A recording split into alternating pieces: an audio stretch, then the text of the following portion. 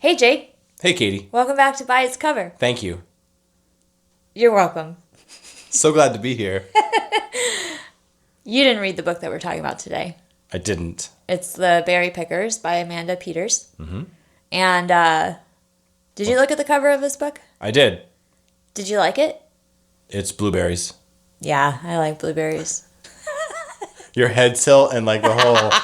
I can tell that you really like blueberries. I do. I really like blueberries. They're one of my favorite berries. That's why I picked it. A girl walks into a bookstore It says, ooh, blueberries. and reads a book about abduction. Yeah, pretty much. Yeah.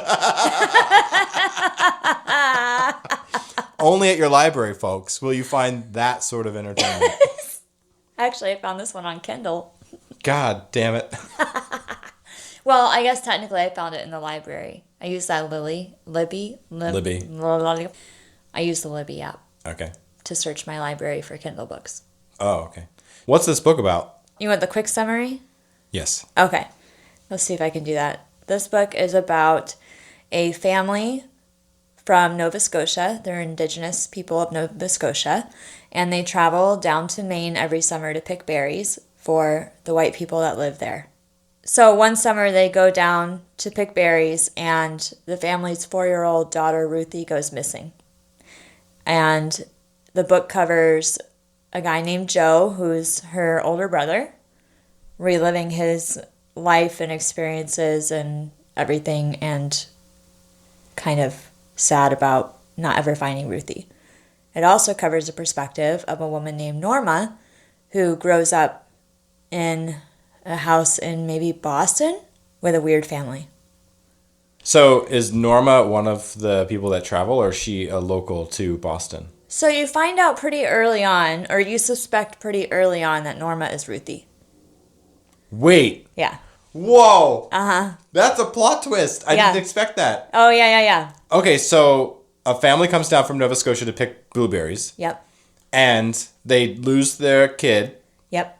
and she's 4 years old. Yes. And her older brother Jed is Joe. Her older brother Joe is writing this book. It's a memoir. I mean, it's very much written like a memoir, although it is a fiction. So is it a bi-personality memoir? Is there two memoirs? Pretty much, yeah. Is it interleaved, like Norma tells a story and then Joe tells a story? Yeah, it kind of chapter by chapter goes back and forth between. Ah, that's cool. Yeah, it is. When does it start for Norma?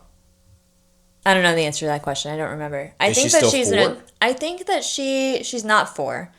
I want to say that she's 9, 10, 11. Okay. Except it also feels like she's writing it as a adult woman talking about when she was 9 or 10. So it's her memories. Yeah, like a memoir. Nailed it. Yeah. But you suspect pretty quickly that that's Ruthie. And there's some weird things about her, specifically her mom. Like, her mom is very much like, does not want her to go outside, does not want her to play outside, is really anxious anytime Norma leaves the house. Just very, very, like, protective and hovering. And that makes you suspect pretty early on that that's not her child. And this is air quotes mom. Right, this is air quotes mom. That's Okay. right. And Norma grows up believing that's her mom. Wow. Yeah. So even at 4 years old, she has no memories of another set of parents. That's a really, like, fucked up thing about this whole situation, is that she kind of does. She has these dreams. And there's always a big deal about her bad dreams. And she has dreams of, I think it was like cooking potatoes on a grill or something. She has dreams of a certain landscape and a certain house and a boy that's her brother, but she doesn't have a brother. She's an only child. And I guess she keeps she's talking about how she had these recurring dreams. And how her mother and her father were always like, it was just a dream, it was just a dream. And so she always thought that she had this recurring dream. And then eventually they don't talk about it. Because every time that she has this dream, her mom has these really severe headaches and feels ill and the whole shebang. Yeah. Wow. Yeah. So, and Joe, he was like 7 when she was, we know, abducted. And he was the one kind of watching her, and he always blamed himself. And so he's telling the story like he's on his, again, it's a memoir. So he's kind of on his deathbed telling the story of his childhood. And it's pretty apparent like this was a really big loss for him and that he always blamed himself for that and then had a lot of anger for it and regrets in his life. He got heavy drinker, abused a spouse, got hit by a car. Like he lost his brother too. That was another piece. So his older brother was beat up at a fair. And he was he always felt like he was supposed to stop it, even though they were older boys. Mm-hmm. And he beat up to death kind of thing. The brother got beat to death. Yeah, his brother Charlie. What does getting hit by a car have to do with it? He was really, really angry, and I think he went to go clear his head, and then when he stepped off of the train tracks to come back onto the road, he wasn't looking, and then got hit by a car. I see. He was distracted. Yeah. And got very angry at the driver, and his family was always like, it's not really the driver. It could have happened to anybody. It was really dark. I don't think there were street lights, kind of thing. But, I mean, it was just like a bad thing that happened to him. Like, he was going to go apologize and then got hit by a car and then needed this whole... Basically, he had a hard life. And the story, when the story starts for Joe, you realize that he's, sick and he's making amends and he's back with his family and he is building a relationship with his daughter that he didn't really know. Like, he was a really, really heavy drinker and then had these rage incidents when he was heavily drinking and one night beat his spouse, his wife, and left and did not come back. But found out later he had a daughter and they never got divorced. And he eventually came back when he was like in his 50s or something. Wow. Yeah, I mean, this story, it feels like it could have been real. And that was so crazy about reading this. Like, I knew it was a fiction, but it seriously reads like a memoir that 2 people wrote together. That's great. Yeah. That it reads well. It was so good, yeah. Do they ever find each other? Yeah. So while he's making amends? Well, he's in his deathbed, basically. And I imagine he's in bed. How does he find her from his bed? Oh, I knew you were going to ask me that. Okay. Oh, this was cool. Okay. One of the really messed up things about Norma's childhood is that, obviously the mother knows. Her quote-unquote mother knows that Norma's not her daughter. The father knows Norma's not their daughter. And Norma's mother has a sister named June who has a life partner whose name is Alice. And early on, you're kind of wondering who knows? Who knows this secret? Because Norma's having all these dreams and Aunt June has her talk to Alice, who's a very calming presence in Norma's life. She becomes Norma's favorite person. And Alice helps her talk about her dreams and stuff and gives her appropriate toys to play with because she doesn't want to play with a baby doll anymore. And she's just always this very calming, wise person in her life. And eventually, Norma goes through her whole life and you don't know if June knows or if Alice knows or what they think or whatever. Both her parents end up passing away, and the book covers, a wide span of the years of Norma's life. And then she's left with June, but her mom is dying of, I think, Alzheimer's or has severe dementia and starts slipping. And there have been a couple things that are throughout her life that was that's weird, and she kind of files it away. She asks why her skin is darker than theirs, and they say that her grandfather on her dad's side is Italian. And later she finds documents that show she didn't have any Italian heritage, things that are just as the reader, figure it out. Her brother, one of her oldest brothers, Ben, sees her at a protest for indigenous people in Boston, and she's out with her mother, and he's like, Ruthie, Ruthie, Ruthie, and she's like, I don't know what's going on. Her mom like whisks her away, and so there's all of these things going on. And after her mom dies, she confronts Aunt June and asks, like, what is this? What did she mean by saying this? And she says, I know I'm adopted. And June's like, God damn it, why did your parents leave this to me? So then you find out June knew. And June is the one that tells her that they found her sitting on a rock in the berry fields and basically lured her to the car and took off with her. And there's this whole, other backstory about her mom, had a bunch of miscarriages. Her quote-unquote mom had a bunch of miscarriages and was just so sad about losing a baby, and then saw Ruthie sitting on a rock and grabbed her. And then June says, like, I couldn't convince them to do anything about it. It was a month before I found out. And then turns out her father was a judge, so he got fake papers made up for adoption. And luckily we find out Alice thought that she was legally adopted. So Alice was never complicit in this. But that's how she finds out. After her parents die, she asks June.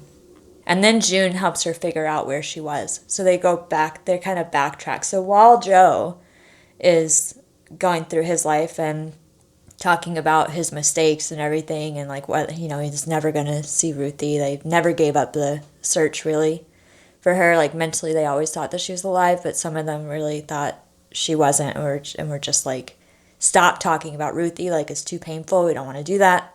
So as that's going on in his story, Norma's finding out that she's actually Ruthie. June finds a newspaper ad. This woman's like 87 now. And she finds a newspaper ad about Charlie dying. And, it says, the family also recently lost their 4-year-old daughter, Ruthie. And her imaginary best friend growing up was Ruthie. Wow.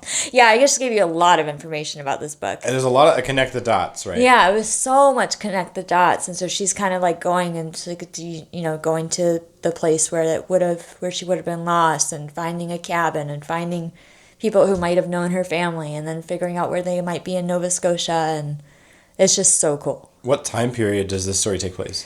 I said earlier, I don't remember. No, time period. Is it like, do they have cell phones? I don't think they have cell phones. Okay. So it's newspaper, sort of early tech.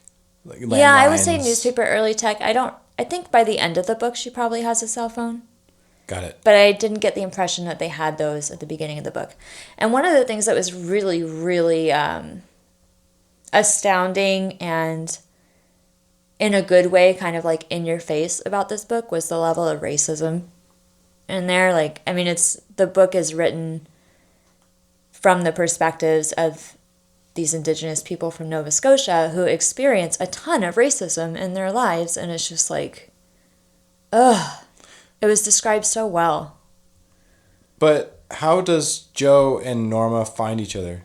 So, you're testing my memory here. It happened very quickly when it did happen. So once Norma starts connecting the dots. Yeah, they go to Maine, and they find the berry pickers, and they find the son of the guy who was in charge of all the berry pickers before, who finds like the roster of the family, and eventually they get a hold of the older daughter, May, and Ruthie leaves her a voicemail that says like, hey, I think that I am Ruthie.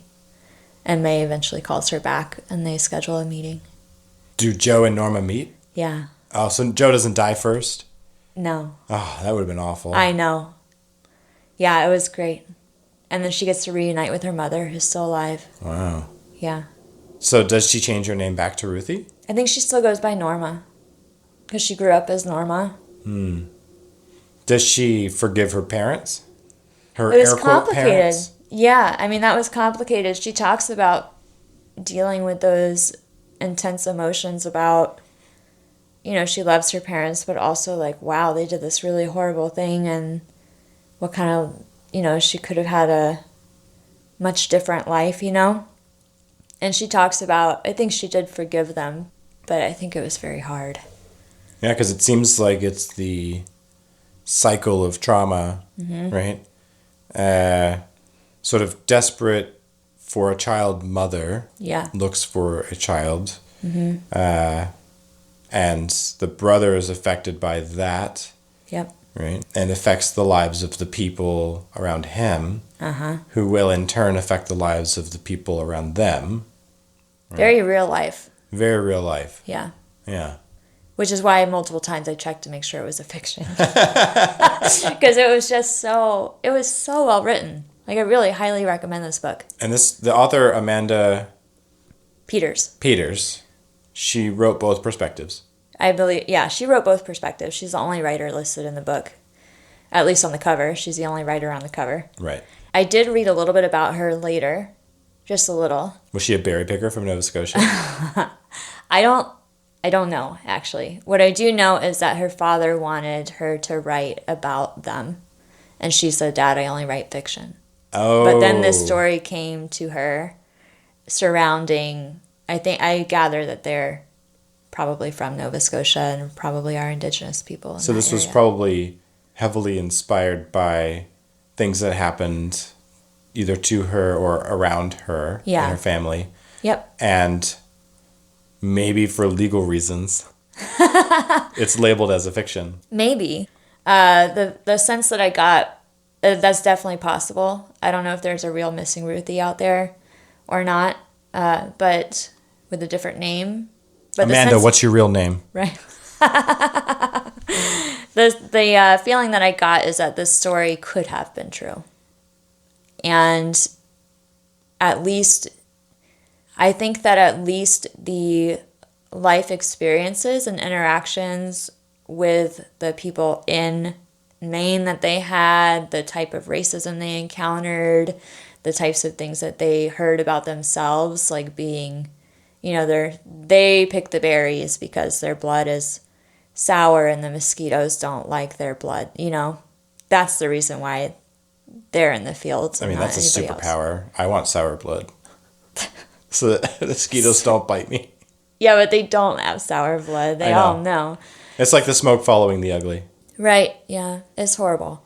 You know, I really felt like those experiences were real. You know, when we started this episode, I was accidentally calling Joe Jed. Do you think that's my telepathy coming in? Like a little bit of psychicness? Maybe she changed... Maybe the original name of Joe was Jed? We'll never know. Amanda, if you're listening, please let us know. Joking, of course. Yes. This book was awesome. I'm sad you didn't read it. It's a fake fiction, though. Yeah. There should be a category for fake fiction. Historical fiction? Yeah. Maybe historical fiction. Mm-hmm. Right? Where it's close enough that it could be reality, so Jake stays away from it. I was hoping you would pick it because of the blueberries. I'm not as interested in blueberries as you are. Okay? My favorite berry is either going to be raspberry or... mulberries. No, it's huckleberry. Oh. 100% huckleberry. Huckleberry. And then raspberry. Where is mulberries on your list? I've never had a mulberry. Yes, you have. Have I? Yeah, we used to pick them off of the street. Those were blackberries. No, they weren't. They were mulberries. There were mulberries that were growing on the side of a grove. We grew up in Florida, obviously, listeners. And we would go and every year we would go and pick them off the side of the road and eat them. And then the last year that we did that, we were all just like throwing them in our mouths and eating them. And I looked at them and they were covered in bugs. And I got the biggest laugh at you and Dad. Those are mulberries. Wow, those are mulberries? Yeah. I'll have to go taste a mulberry and see if it's different from a blackberry. Fun fact, I have mulberry jam in my fridge right now. So you can taste it before you leave today. But it's full of sugar. One little bite won't hurt. But it's covered in sugar. One little bite won't hurt. There's butter in it. There's butter in mulberry? In that mulberry jam, yeah, there's butter in it. Interesting. So you can count it as a good fat. Sure. I'm more worried about covering the flavor of mulberry to re-trigger the memory. Because I definitely remember picking berries on the side of the road. Yeah. On our walk home from school. Yeah. As well. And then one of the children in our lives when we were kids, we don't talk about that. They not on this show. Stayed too long because they were hungry. And we made it home, but she didn't. What? Yeah. And then our father was like, hey, where is other child? And we were like, oh, she's still eating berries. I don't remember that at all. Yeah, maybe you weren't there for that one. And when we went to go pick up other child, she had just berries all over her fingers and her mouth and everything. It was like very child picking berries-esque. What a very interesting story to align with this book that we're reading. Yes. I'm telling you, it's telepathy and subliminal. That's crazy. It's the Illuminati. You chose this book because the Illuminati wanted you to. To remember this. Right. That's funny. Mm-hmm. Everything's connected, just like the trauma in the story. It sounds like a really good book, though. It was a really good book. I hope that you go back and read it. I won't. Okay. I pretty much gave you the whole thing. I got the whole story. Yeah, I told you the whole thing. Yeah, which is great. You did a great job at it. Oh, thank you. Yeah. Much more put together than Venomous Lumpsuckers. Or Shadow Killer. Jake, we're not talking about that book anymore. Shadow Ninja. We're not talking about that book anymore. Okay. We're done with that book. So is there anything else you want to tell our listeners about berry pickers? The berry pickers. The Berry Pickers. No, I want you to read it. It was really good. I'm talking to the listeners, not you. Don't roll your eyes. Oh, sorry. I listened to this podcast, so I immediately rolled my eyes. If you're listening to this show and your name is not Jacob Frederick, I encourage you to read this book. Also, Jacob Frederick, if you want to read it, I won't be upset. If you're out there listening, Jacob Frederick, Katie wants you to read this book. No, I don't think there's anything else. I absolutely loved it. And I would read it again. Sweet. Yeah. Outro? I can't remember if there's anything else. You didn't guess what the book was about. No, I would have guessed that it was about berry pickers, though. Okay. Yeah. And I would have been right. Yeah, you would have been right. Yeah. I would have added boats, though. For whatever reason, when I saw the blueberries on the cover, I was like, there has to be like a lagoon with boats and stuff in it. Full of blueberries. Yeah. That could be, shipping containers of berries. No. More like the fantasy. Okay, this is what I imagine. Okay. When I look at the front of this book, the cover of this book, I imagine a man standing on a bamboo raft, moving the raft with a large bamboo pole, so it's not very deep, in this lagoon or river. Mm-hmm. And the surrounding area of this lagoon is covered in blueberries, as if he's found nutrition in his sort of pursuit of survival. Oh, that would be a cool story. If you ever become a writer, go ahead and write that one. I am a writer. I know how to write. I was taught when I was a kid. I took notes on the books that I read. That's perfect. I can't wait to read your version of the Berry Pickers. No. I take notes. I am a writer because I know how to write. Oh. Yeah. But Katie needs more coffee. Drink more coffee. Okay. I think that's all I have. All right. Anything you No, want? bye. What's our next book? Wait. What's our next book, Katie? Fairy Tale by Stephen King. Ooh, Stephen King book. And you weren't going to read it, but you did. I have a problem with Stephen King, but we'll talk about that in the next episode of By Its Cover. Bye. Bye.